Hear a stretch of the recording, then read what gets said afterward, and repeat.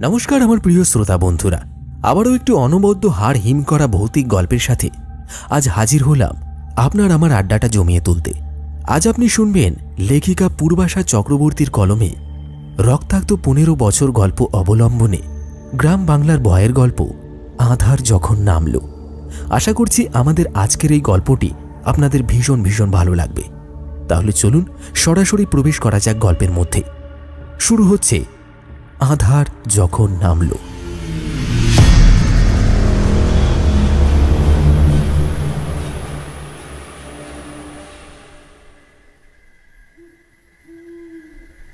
চৈত্রের শেষ বেলা, বছরের শেষ পর্বে শহর জুড়ে হলুদ পাতার সমাহার।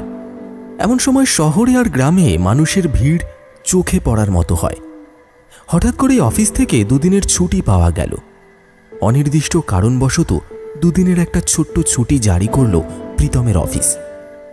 প্রীতম এমনিতেই ঘরে থাকার ছেলে নয়, একটু সুযোগ পেলেই এদিক ওদিক ছুটে বেড়ানোটা আক্ষরিক অর্থে হবি তার।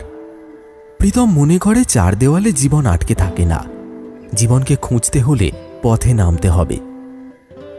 একটি বেসরকারি অফিসে কর্মরত প্রীতম সেনগুপ্ত সারাদিন কম্পিউটার স্ক্রিনে তাকিয়ে কাজ করার মাঝে গুগল আর্থে হাঁটাহাঁটি প্রীতমের কাছে তা এক টুকরো বাতাসের মতো। প্রীতম বলে এটাই নাকি ওর অক্সিজেন। ঠিক এভাবেই অফিসে বসে রিসার্চ চালাতে চালাতে একটা অদ্ভুত জিনিস নজরে পড়ল তার। একটা খবর বেরিয়েছে, মেদিনীপুরের পার্শ্ববর্তী একটি অঞ্চলের খবর। গ্রামটায় লোকবসতি তেমন একটা নেই, অনেকেই নাকি গ্রাম ছেড়েছেন অজানা এক ভয়ে।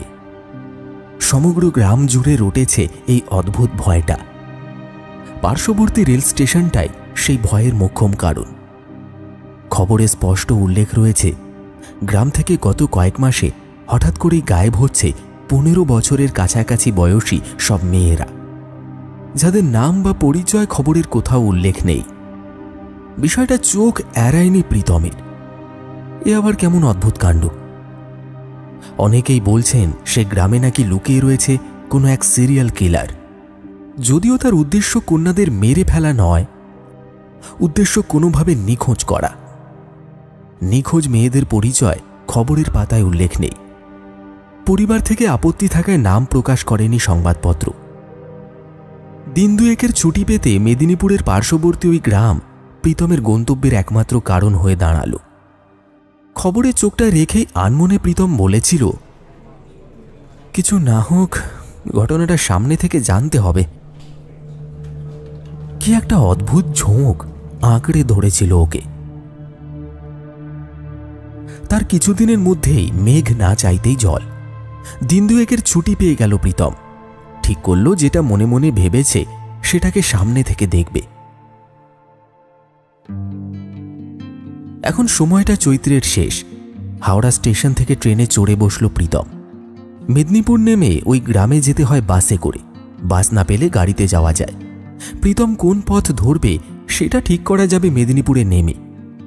এখনকার দিনে এমন ছোটাছুটি কেউ করে না যদি না প্রীতমের মতো মানুষরা থাকে। যথারীতি ব্যাগপত্র পিঠে চাপিয়ে মেদিনীপুর স্টেশনে নামল সে। বুকের ভিতরে একটা অদ্ভুত দোলাচাল কাজ করছিল। কিসের টানে এতদূর ছুটে এলো সেটা বুঝে উঠতে পারল না প্রীতম নিজেও। এখন আর ভেবে কাজ নেই, রহস্যে মোড়া গ্রামে পা রাখতে হবে। তারপর যা হবে দেখা যাবে, সিরিয়াল কিলার নাকি অন্য কিছু।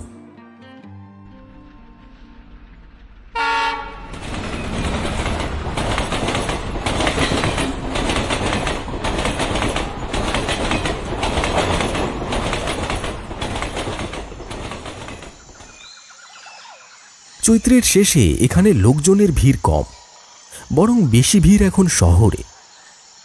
একটা হোটেল বুক করেছিল, তবে যা বুঝল তাতে কোনো অনির্দিষ্ট ঠিকানাতেই থাকতে হবে তাকে। গন্তব্যে পৌঁছতে প্রায় 1.5 ঘন্টা মতো সময় লাগল। এতক্ষণের ধকল গায়ে লেগে রয়েছে। সকালের ব্রেকফাস্ট এবং দুপুরের লাঞ্চ সারা হয়ে গেছে। এখানে নাকি লোকাল ট্রেন যায়। সড়ক পথের ধকল এড়াতে রেলপথ বেছে নিল সে। আর এই সিদ্ধান্তই প্রীতমকে সারা জীবনের মতো শিউরে ওঠার একটা অভিজ্ঞতার সম্মুখীন করল।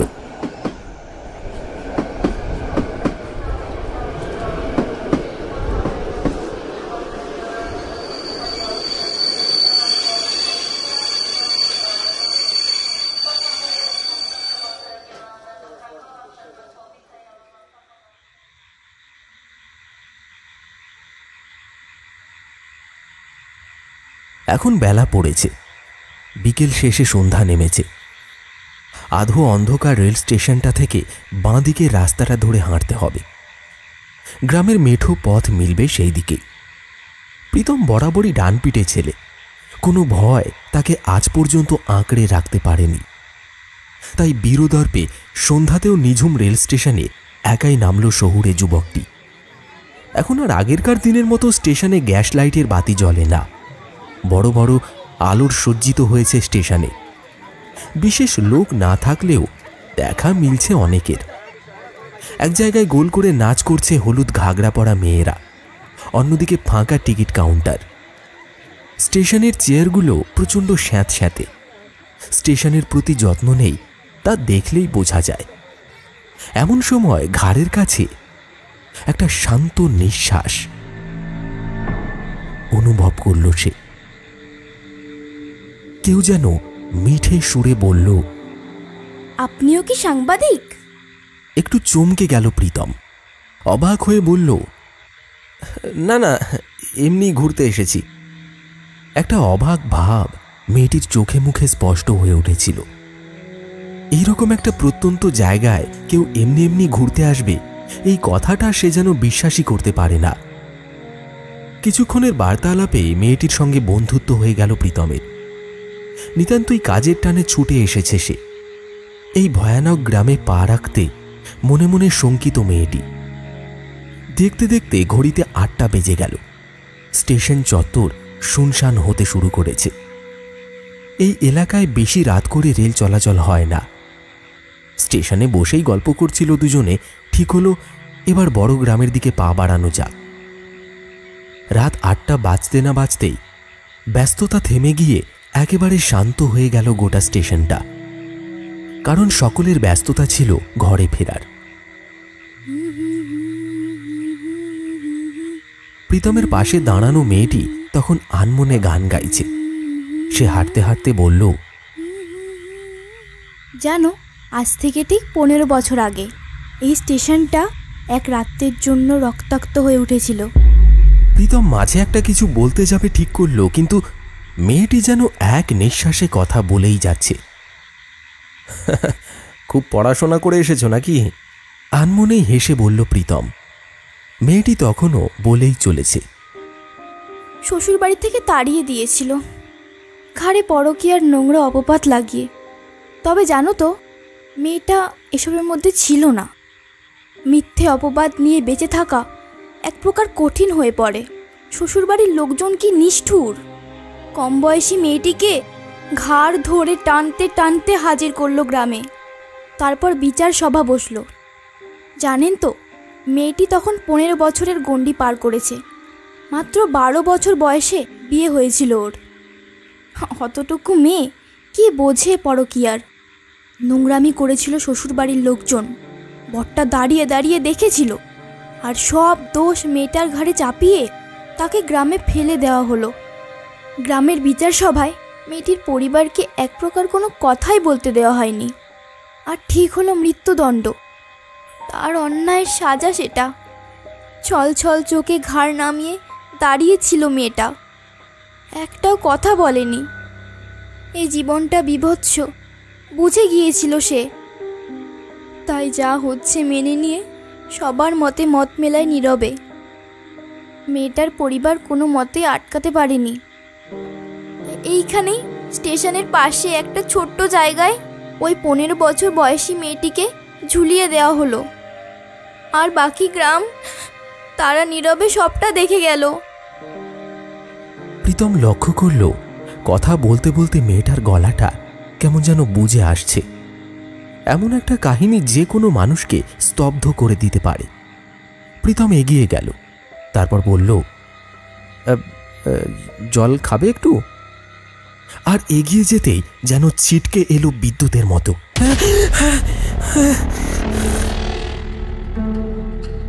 এক রাশ অন্ধকার নেমেছে রেল স্টেশনে।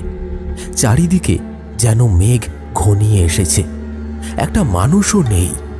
ফাঁকা ধু ধু করছে স্টেশন। মেঘের মাঝে মেঘ বালিকার মতো দাঁড়িয়ে রয়েছে মেয়েটা। পরনে ঘাগরার বদলে গোলাপি রঙের শাড়ি, ঘাড়ের কাছটা একেবারে চিড়ে গেছে, মাথার চুল এলোমেলো, হাতের শাখা পলা নিজের মতো দুলছে, মুখের এক প্রান্তে কে যেন শ্যাওলা লেপে দিয়েছে। গুনগুন করে গান গাইতে গাইতে মুখ ফেরালো মেয়েটা।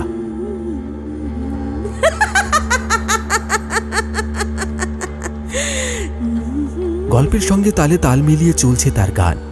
চোখ দুটো যেন কালো কুণ্ডলীকৃত অন্ধকার, সাদা বর্ণের কোনো চিহ্ন নেই সেখানে। সারা মুখটা ক্ষত বিক্ষত, মাথার চুল সামনের দিকটায় প্রায় উঠে গেছে, আর গলার কাছে চওড়া কালশিটে পড়া ফাঁসির দাগ। এই আবার কেমন রূপ! চমকে উঠল প্রীতম। তারপর মাথা দোলাতে দোলাতেই ঘাড়ের কাছের চামড়া ধরে টানতে লাগলো মেয়েটি। খোলসের মতো উঠে আসতে লাগলো সেই চামড়া। এলো মেলো চুল যেন কাল বৈশাখীর মেঘ। গোটা স্টেশন জুড়ে একটা গোমোদ গন্ধ। সেই গন্ধের মধ্যেই একটা অন্যরকম গন্ধ ধীরে ধীরে পাকিয়ে উঠতে লাগলো, আর সেই গন্ধটা একটা মাংস পচা গন্ধের মতো, যেন বহু বছর হয়ে গেছে ধীরে ধীরে পচে যাচ্ছে মানব দেহের এক একটি অংশ। গাটা গুলিয়ে উঠল প্রীতমের। মাথাটা তার কাজ করছে না। সে ভাবতে পারেনি শহর থেকে এত দূরে এসে এমন ভয়ঙ্কর অভিজ্ঞতার সম্মুখীন হবে। এক জায়গায় দাঁড়িয়ে থাকতে পারল না প্রীতম। রেল স্টেশনটা ধো ধো করছে। তার মনে হচ্ছে যেন এক্ষুনি সে ছুটে পালিয়ে যায়, কিন্তু পারছে না। একটা দম চাপা অন্ধকার গলা চেপে ধরেছে ওর। সারা শরীরকে আচ্ছন্ন করেছে অদ্ভুত এক সম্মোহন শক্তি। বছর বছর ধরে যেন চলবে এই পরিস্থিতি, যার কোনো পরিবর্তন নেই, যার কোনো শেষ নেই। এই ভয়াবহতা কাটিয়ে উঠতে যেন অনেক বছর কেটে যাবে। তবু প্রীতম সাহসী ছেলে। ওর মাঝে মাঝে মনে হচ্ছে চোখের সামনে যেন একটা সিনেমা দেখছে সে। আবার মস্তিষ্কের আরেক অংশ যেন সংকেত পাঠাচ্ছে এটা কোনো ছবি নয়, এটা বাস্তব, সবটা সত্যি। বিভৎস দৃশ্য আর গা গুলিয়ে ওঠা গন্ধে এক জায়গায় স্থির হয়ে দাঁড়িয়ে থাকা যায় না। প্রীতম চেষ্টা করল নিজের জায়গাটা পরিবর্তন করার, কিন্তু কি আশ্চর্য! পাটা যেন স্টেশনের মাটির সঙ্গে একেবারে আঠার মতো আটকে গেছে। বুকের ভিতর তোলপাড় হতে লাগলো তার। তবে কি আর মুক্তি নেই? এখানেই শেষ হয়ে যাবে প্রীতম? চোখ ফেটে জল আসলো। এই শিকল থেকে মুক্তি পাওয়ার উপায় ভাবার অবকাশ নেই। সামনের দিকে তাকিয়ে প্রীতম দেখল মেয়েটা বলে যাচ্ছে, 15টা বছর ধরে একটানা সহ্য করেছি এই যন্ত্রণা, বেঁচে থাকা অবস্থাতেও আবার না থাকা অবস্থাতেও। এই গ্রামের 15 বছর মেয়েদের বাঁচতে হবে। প্রয়োজনে একটা নির্দিষ্ট ঠিকানার দরকার, আর আমি ওদের ঠিকানা দিই। আগলে নি নিজের বুকে। হ্যাঁ হ্যাঁ হ্যাঁ, আমি সে, এই গ্রামের সেই ফাঁসিতে ঝোলা মেয়ে প্রফুল্লা।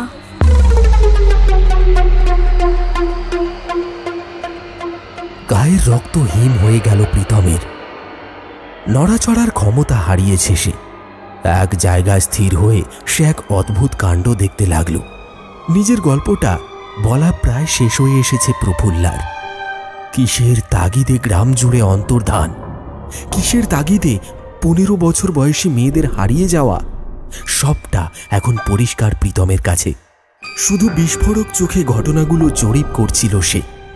তবে চমকে যাওয়ার এখনো বাকি ছিল। একটা তীব্র আলো ছুটে আসছে রেল স্টেশনের দিক থেকে। হুইসেল বাজিয়ে ছুটে আসছে একটা দূরপাল্লার ট্রেন। প্রফুল্লার মুখে এখন প্রফুল্লর একটা হাসি। একজন জেনেছে, এইবার সবাই জানবে। পাপের ফল ভোগ করেছে গোটা গ্রাম। মুক্তি পাচ্ছে বছর 15 কিশোরীরা। একটা তীব্র হাসি আকাশকে কাঁপিয়ে দিল।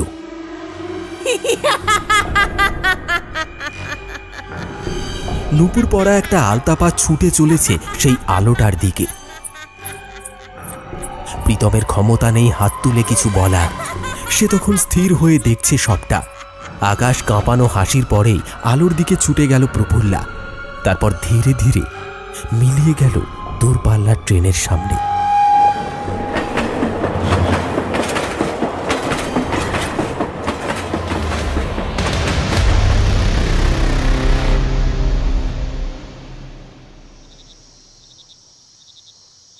তখনও ঘোর কাটেনি প্রীতমের। দ্রুত গতিতে স্টেশন ছেড়ে বেরিয়ে গেল দূরপাল্লার ট্রেনটা।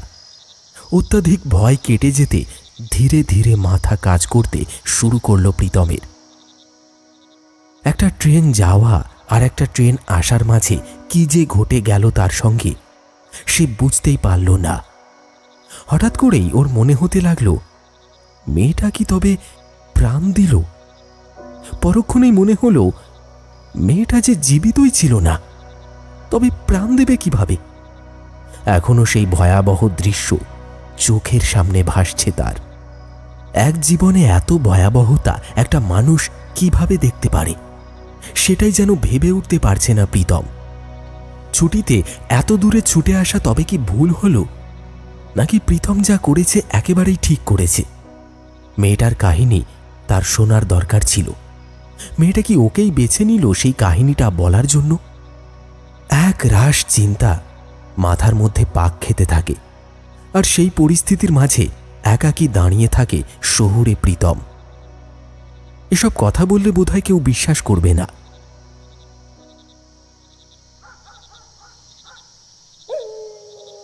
রেল স্টেশনটা এখন ফাঁকা। অবশ্য এত রাতে এখানে মানুষ থাকার কথাও নয়। এমনিতেই গ্রামে একের পর এক নিরুদ্দেশের খবর পাওয়া যাচ্ছে। এর মাঝে কারোর সাহস হয় না বাইরে বেরোনোর। তার উপর তো এটা একটা গ্রাম্য রেল স্টেশন, এখানে আসতেই বা যাবে কেন? প্রীতম এটাও বুঝল বাকি রাতটা তাকে একাই কাটাতে হবে। তার দু চোখের পাতা আর এক হবে না, কারণ চোখ বন্ধ করলেই ভেসে উঠছে প্রফুল্লার মুখটা। তার চামড়া ওঠা দেহ, গলায় ফাঁসির দাগ, আর সেই পচা গন্ধের উপস্থিতি যেন এখনো সারা স্টেশন জুড়ে রয়েছে। কি দেখলো, কি জানলো, আর কি বুঝলো? গায়ে আর কোনো শক্তি নেই। রেল স্টেশনে ঘন্টার পর ঘন্টা বসে রইল সে।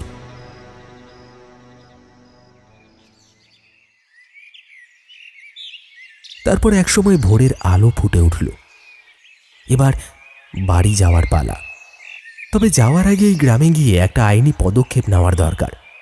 যা ঘটেছে তা অন্যায়। হ্যাঁ, ঘটনাটা অতীতের হলেও অবশ্যই এটা অন্যায়। 15 বছরের আগেকার স্মৃতি এবার রোমন্থন করবে প্রীতম নিজে।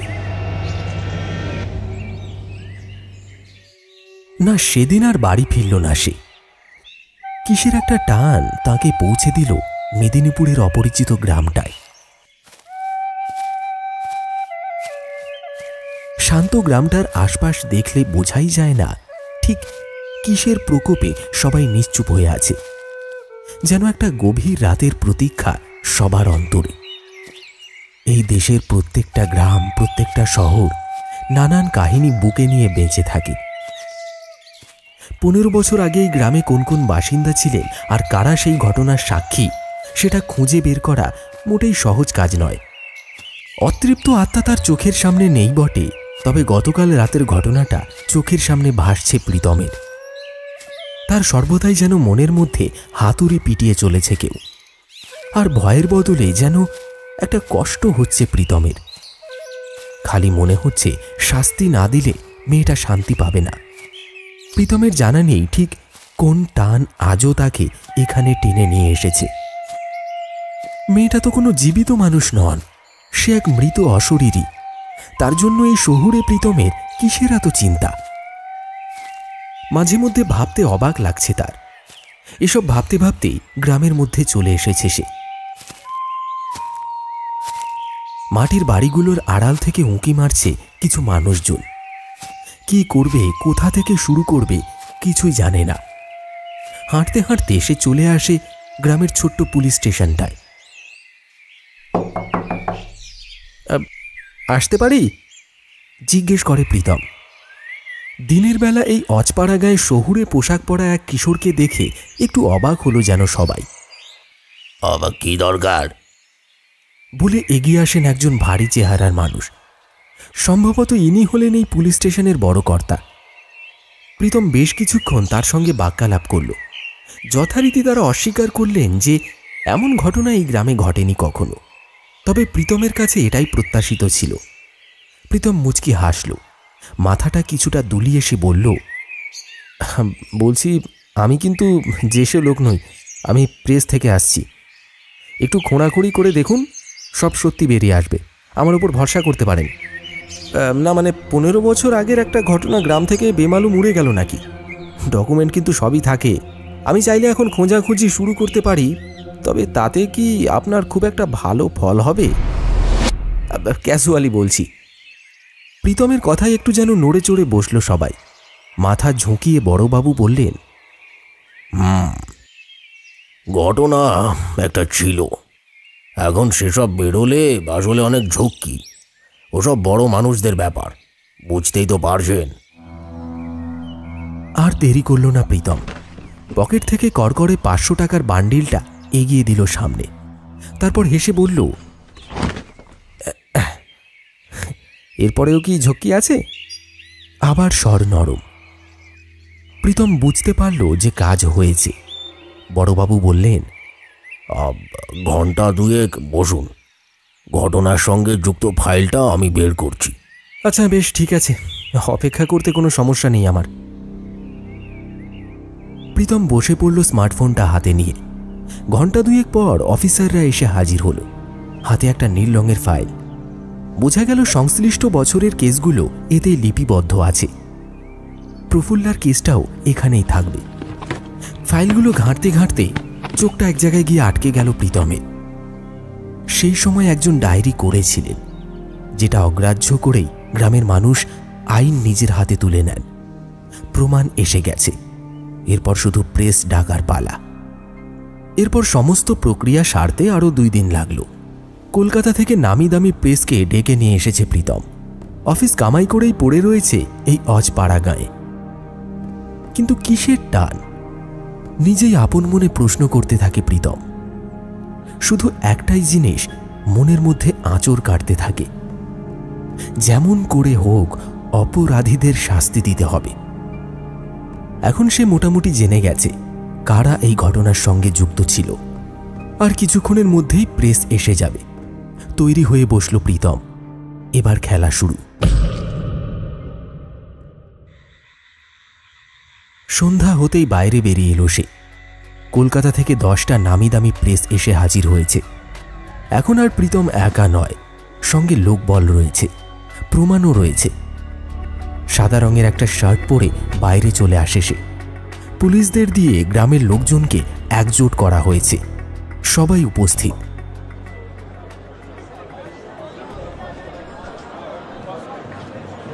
শুধু নেই প্রফুল্লা।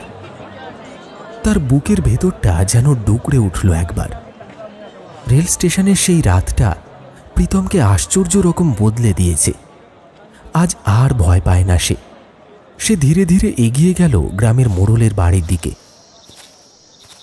শুনেছিল মোড়লের আত্মীয়র সঙ্গেই বিয়ে হয়েছিল প্রফুল্লার, যে বিয়েটাই কাল হয়েছিল ওই ফুটফুটে মেয়েটির জন্য।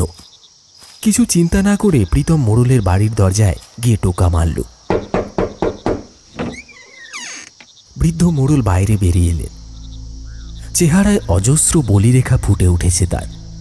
সামান্য কম্পিত আর গম্ভীর স্বরে তিনি জিজ্ঞেস করলেন, কে আপনি? গলায় এখনো কঠিন পুরুষত্ব। হাত জোর করে নমস্কার করল প্রীতম। নমস্কার, আমি প্রফুল্লার বন্ধু। মুহূর্তে যেন মোড়লবাবুর মুখের ওপর বিদ্যুৎ খেলে গেল। তিনি যেন ভাবতেই পারছেন না কি শুনছেন। একটু থেমে নিজেকে সামলে নিয়ে উত্তর দিলেন, ও আচ্ছা, কিন্তু সে তো বহু বছর আগেই। এবার গলার স্বর উঁচু করল প্রীতম। সে বলল, সব মনে আছে তাহলে আপনার? হ্যাঁ, নামটা বলতেই সবটা মনে পড়ে গেল তো। প্রফুল্লার কার সাথে বিয়ে হয়েছিল? ওর শ্বশুরবাড়ি কোথায়? ঠিকানাটা দিন তো। দেখুন, আমি সব সাক্ষ্য প্রমাণ নিয়ে এসেছি। একটু এদিক থেকে ওদিক করবেন না, সোজা পুলিশের হাতে চালান করে দেব। হ্যাঁ, হতে পারে ঘটনাটা অনেক বছর আগের, কিন্তু এই ঘটনার সাথে এখনকার অনেক কিছু জড়িয়ে আছে, তাই কোনো রকম আর এদিক ওদিক নয়, বুঝেছেন? যা বলছি তার সোজা সাপটা উত্তর দিন। বৃদ্ধ মোড়ল যেন একটু ঘাবড়ে গেল, আমতা আমতা করে বলল, শ্বশুর বাড়ির আর কেউ নেই এখন? নেই মানে? নেই মানেটা কি? কাউকে আড়াল করার চেষ্টা করবেন না বলে দিচ্ছি, জানবেন এতে কিন্তু ফল ভালো হবে না। মোড়ল মশাই এবার যেন হাত তুলে বললেন, আপনি আপনি একটু শান্ত হন, আমি আপনাকে সবটা গুছিয়ে বলছি। শান্ত হলো প্রীতম, বলল, হ্যাঁ বলুন, আমি শুনতে চাই সবটা ঠিক কি হয়েছিল, প্রথম থেকে শেষ পর্যন্ত বলুন। একবার ঢোক গিলে বলতে শুরু করলেন তিনি,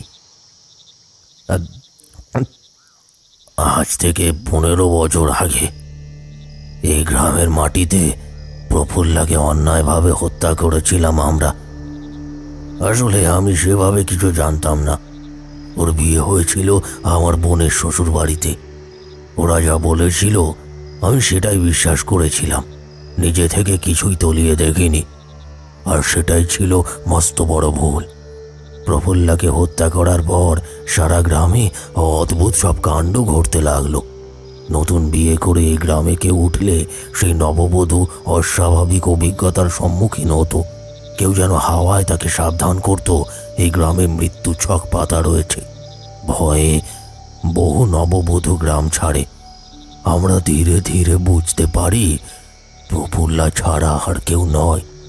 তারপর আমি একদিন ওর প্রাক্তন স্বামীর সঙ্গে কথা বলি, আর তাতেই জানতে পারি প্রফুল্লার কোনো দোষ ছিল না, কিন্তু মানুষকে তার পাপের ফল ভোগ করতে হয়।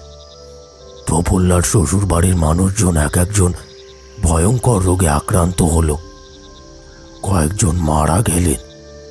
এখন সাকুল্যে পড়ে রয়েছি আমি আর আমার বোন। আমরা দুজনেই দুরারোগ্য রোগে আক্রান্ত। চিকিৎসার টাকা নেই, রোজগার যেটুকু আসে পঞ্চায়েত থেকে। আমরাও মৃত্যুর অপেক্ষায় বসে রয়েছি। আজ স্বীকার করতে কোনো দ্বিধা নেই, নিজের অপরাধ আমি মাথা পেতে নিলাম। আমার বোনও নেবে। তোমরা যদি চাও আমাকে আর আমার বোনকে কারাগারে নিয়ে যেতে পারো। এতে যদি প্রফুল্লা শান্ত হয়, এই গ্রাম মুক্তি পায়, তাহলে তাই হোক। এ জীবন নিয়ে আমার আর কোনো আক্ষেপ নেই। অন্যায় যখন করেছি, শাস্তি তখন মাথা পেতে নেব। তোমার যেটা মন চায় তাই করো, আমি কিছুতেই বাধা দেব না। গোটা ঘটনাটা শুনে আলাদা করে কোনো উত্তর দিল না প্রীতম। অন্যায়ের শাস্তি সবাই পায়, হেনারাও পাবেন। পুলিশকে নির্দেশ দিল সে অপরাধীদের কারাগারে নিয়ে যেতে। চারিদিকে ক্যামেরার ফ্ল্যাশ লাইট জ্বলছে, মাইকে চলছে লাইভ টেলিকাস্ট। খবরের চ্যানেলগুলিতে লাইভ দেখাচ্ছে মেদিনীপুরের এই ঘটনা। পাশে দাঁড়িয়েছিল পুলিশ, সাক্ষ্য প্রমাণ সরাসরি প্রেসের হাতে তুলে দিল সে।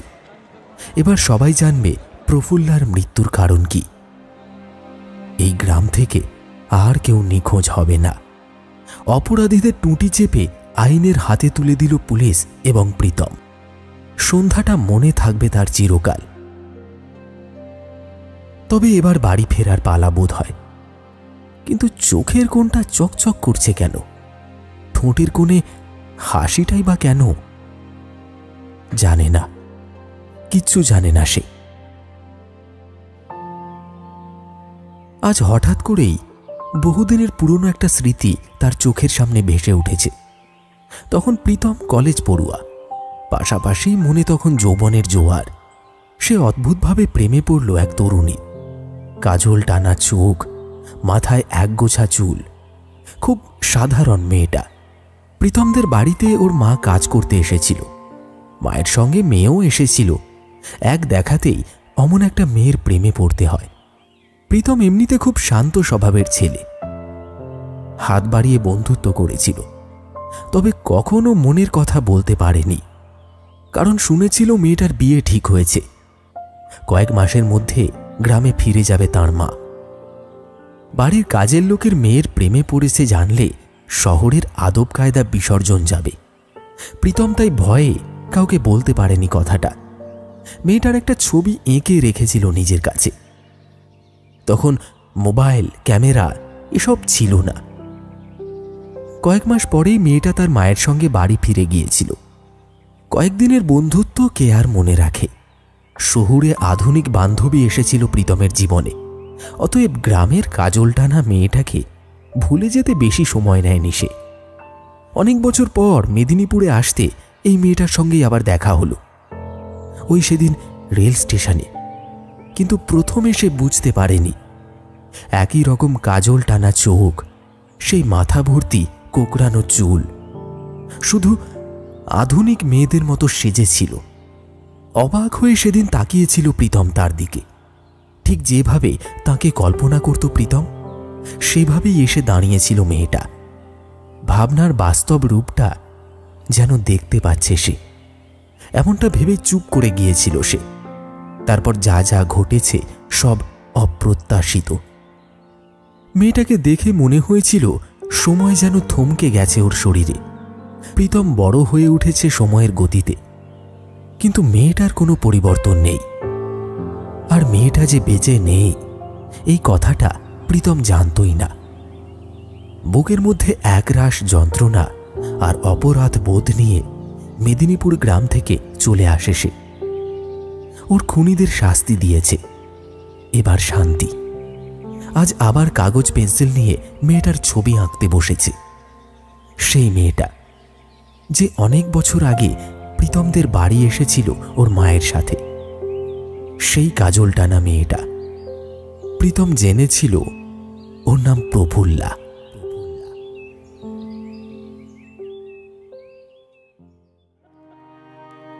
শুনলেন আঁধার যখন নামলো।